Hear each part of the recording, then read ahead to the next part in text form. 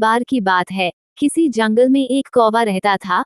वो बहुत ही खुश था, क्योंकि उसकी ज्यादा इच्छाएं नहीं थीं।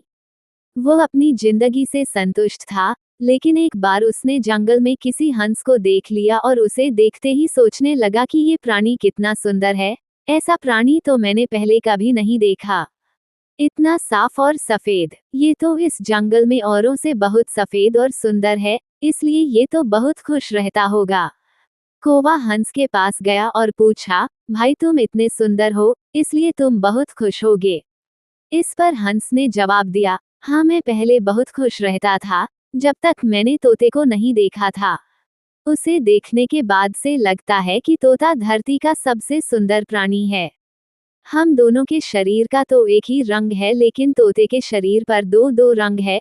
उसके गले में लाल रंग का घेरा और वो सूर्ख हरे रंग का था। सच में वो बेहद खूबसूरत था।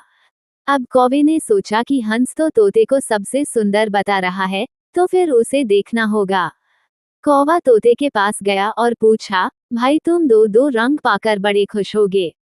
इस पर तोते ने कहा, हाँ मैं तब तक खुश था जब तक मैंने मोर को नहीं देखा था। मेरे पास तो दो ही रंग हैं, लेकिन मोर के शरीर पर तो कई तरह के रंग हैं। अब कौवे ने सोचा सबसे ज्यादा खुश कौन है, ये तो मैं पता करके ही रहूंगा। इसलिए अब मोर से मिलना ही पड़ेगा। कौवे ने मोर को जंगल में ढूंढा, लेकिन उसे पूरे जंगल में एक भी मोर नहीं मिला और मोर को ढूंढते ढूंढते वह चिड़ियाघर में पहुंच गया, तो देखा मोर को देखने बहुत से लोग आए हुए हैं और उसके आसपास अच्छी खासी भीड़ है। सब लोगों के जाने के बाद कौवे ने मोर से पूछा, भाई तुम दुनिया के सबसे सुंदर जीव हो और रंग बिरंगे हो, तुम्हारे साथ लोग फोटो खींचवा रहे थे। तुम्हें तो बहुत अच्छा लगता होगा और तुम तो दुनिया के सबसे खुश जीव होगे।